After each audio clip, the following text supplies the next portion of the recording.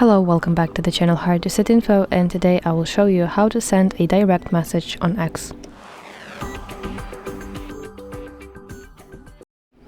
Before we start, I need to mention one important thing, that you can only DM people who follow you on X or who have their DM open to everyone.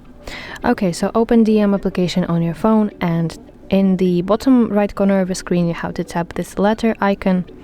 This is your messages section. So tap new message button or this image in the bottom right corner of your screen with the plus sign and search for the person that you want to DM by typing their username.